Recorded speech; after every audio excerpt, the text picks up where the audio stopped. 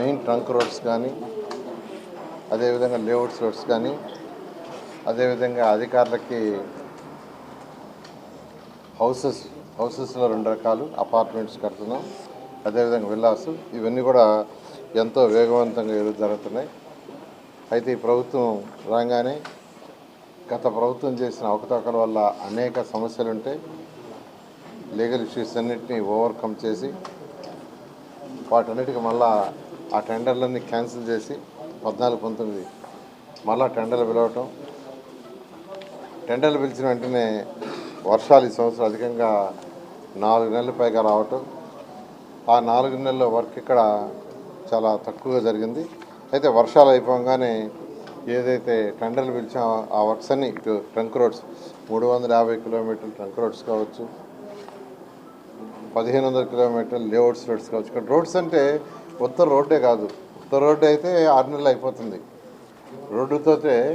Road పక్కనే UGD 100% UGD చేస్తున్నాం. అంటే ప్రతి ఇంటి బాత్రూమ్ నుంచి కానీ, టాయిలెట్స్ నుంచి కానీ, కిచెన్ నుంచి వచ్చే వాటర్ అంతా భూమి లోపల వెళ్ళిపోయేటట్టుగా, తర్వాత మళ్ళీ రీయూజ్ ఆ వాటర్ని మళ్ళీ ట్రీట్ చేసి మళ్ళీ దాన్ని గార్డెన్స్కి వాడేటట్టుగా రీయూజ్ లైన్స్, అదేవిధంగా ఎలక్ట్రికల్ లైన్స్ అన్నీ కంప్లీట్గా గ్రౌండ్లోనే, అదేవిధంగా టెలిఫోన్ లైన్స్ అవి కూడా గ్రౌండ్లోనే, డ్రింకింగ్ వాటర్ అట్లా గ్రౌండ్లోనే ఉంటుంది. ఇట్లా ప్రతి ఒక్కటి అండర్ గ్రౌండ్లో వచ్చే విధంగా ఒక ఇంటర్నేషనల్ స్టాండర్డ్లో కట్టాలని గవర్నర్ ముఖ్యమంత్రి గారు ఇచ్చిన ఆదేశం మేరకు టెండర్లు పెట్టడం జరిగింది. అవన్నీ జరుగుతున్నాయి. మేజర్గా ఇన్ని రకాల పైప్ లైన్లు వేయటం వల్ల కొంత టైం పడుతుంది. ఏదేమైనా టార్గెట్ ప్రకారం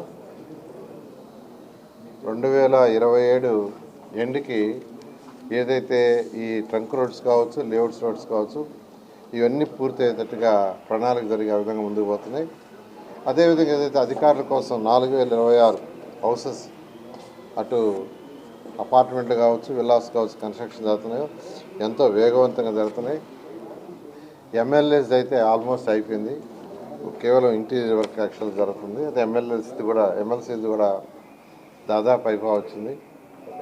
అదేవిధంగా మినిస్టర్స్ యొక్క విల్లాస్ కావచ్చు, అదేవిధంగా జడ్జెస్ యొక్క బంగ్లాలు కావచ్చు, ఐఏఎస్ ఆఫీసర్ల యొక్క బంగ్లాలు కావచ్చు, ఇవి కూడా ఎంతో వేగవంతంగా యూజ్ జరుగుతాయి. ఇవన్నీ కూడా మార్చ్ ఎండింగ్కి అయిపోయి ఏప్రిల్కి వాళ్ళకి హ్యాండ్ ఓవర్ చేసినట్టుగా యాక్చువల్గా ఇన్స్ట్రక్షన్ ఇచ్చింది. అదే పందాలు యాక్చువల్గా ఈరోజు అన్ని వర్క్ జరుగుతున్నాయి. ఈరోజు తీసుకుంటే మనకు ప్రిన్సిపల్ సెక్రటరీసు వాళ్ళ యొక్క 25 విల్లాసు, అదేవిధంగా సెక్రటరీలకి ఒక 90 ఇండివిజువల్, అదేవిధంగా మినిస్టర్స్కి ఒక 35, జడ్జెస్కి ఒక 36, అదేవిధంగా ఎమ్మెల్యేలు ఎమ్మెల్సీలకి 288 హౌస్ నేతలకు అపార్ట్మెంట్లు, ఐఏఎస్ ఆల్ ఇండియా సర్వీస్ అధికారులకి ఒక 144, ఎన్జిఓస్కి 1968, అదేవిధంగా గజిటెడ్ అండ్ గ్రూప్ డి వాళ్ళకి 1440, మొత్తం 4026 హౌస్ ఎంతో వేగవంతంగా ఈరోజు కన్స్ట్రక్షన్ జరుగుతుంది. ఇదే విధంగా గ్రీన్ అండ్ బ్లూ ముఖ్యమంత్రి గారు దీన్ని డిజైన్ చేసేటువంటి చాలా క్లారిటీగా ఇచ్చారు. ఇన్స్ట్రక్షన్ ఇంటర్నేషనల్ స్టాండర్డ్లో ఉండాలి. గ్రీన్ అండ్ బ్లూకి హై ప్రయారిటీ అంటే 30% ఏరియా ఇక్కడ గ్రీన్ అండ్ బ్లూ పెట్టాం. ఇందులో కొండవీటి వాగుంది, పాలవాగుంది. ఆ 2 వర్క్స్ కూడా ఎంతో వేగవంతంగా జరుగుతున్నాయి. అవి కాకుండా 3 రిజర్వాయర్స్ ఉన్నాయి. ఆ 3 రిజర్వాయర్స్ వర్క్ కూడా ఎంతో వేగవంతంగా జరుగుతుంది. ఈ విధంగా అమరావతి క్యాపిటల్ సిటీలో ఏదైతే వర్క్స్ టేకప్ చేసో అన్ని వర్క్స్, ఈ వర్క్ ఆ వర్క్ అన్ని ఇవన్నీ కూడా అధికారుల భవనాలు అయితే ఏప్రిల్కి హ్యాండ్ ఓవర్ చేయటం, మిగతా యొక్క ట్రంక్ రోడ్స్ లేఅవుట్స్ అయితే 2027 డిసెంబర్ లోపల పూర్తయ్యేటట్టుగా, ఐకానిక్ టవర్స్ ఏదైతే అడ్మినిస్ట్రేటివ్ ఐకానిక్ టవర్స్ 5 టవర్స్ పెట్టాము,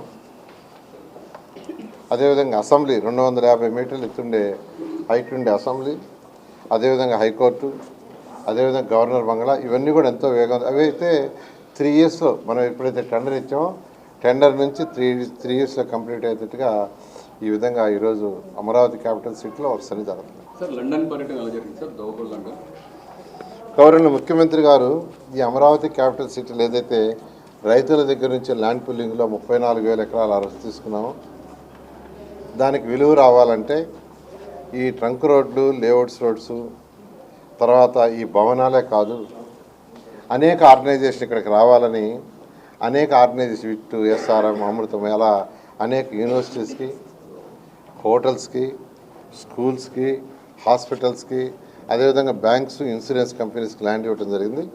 వాళ్ళు కూడా చాలామంది వర్క్స్ టేకప్ చేశారు. మిగతా వాళ్ళు కూడా ఫైనాన్షియల్ క్లోజర్స్లో ఉన్నాయి. వాళ్ళు కూడా చాలా తొందరగా స్టార్ట్ చేయబోతున్నారు. ఇది కాకుండా ఈ యొక్క ఏరియాకి భూమి విలువ కూడా, రైతుల యొక్క భూమి విలువ కూడా నిలవాలి, పెరగాలంటే అనేక ఆర్గనైజేషన్స్ రావాలని ఒక ఇంటర్నేషనల్ స్పోర్ట్స్ సిటీ కట్టాలని ఆదేశించారు. అదేవిధంగా ఇంటర్నేషనల్ ఎయిర్పోర్ట్ హైదరాబాద్లో ఏ విధంగా అయితే ఆ రోజు ముఖ్యమంత్రి గారు 5,000 ఎకరాలతో ఇంటర్నేషనల్ ఎయిర్పోర్ట్ని ఆ రోజు డిజైన్ చేయబట్టి ఈరోజు హైదరాబాద్కి అదే మెయిన్ అయింది. అలాంటిది ఒకటి. అదేవిధంగా స్మార్ట్ ఇండస్ట్రీస్, ఈ 3 టేకప్ చేయమన్నారు. దానికి ఫస్ట్ ఇంటర్నేషనల్ స్పోర్ట్స్ సిటీ చేయడం కోసంగా అటు లండన్, ఖతార్ ఈ 2 యాక్చువల్గా పోవటం, అక్కడ ఉన్న వాళ్ళ అధికారులతో వాళ్ళతో కూడా యాక్చువల్గా డిస్కస్ చేయడం జరిగింది.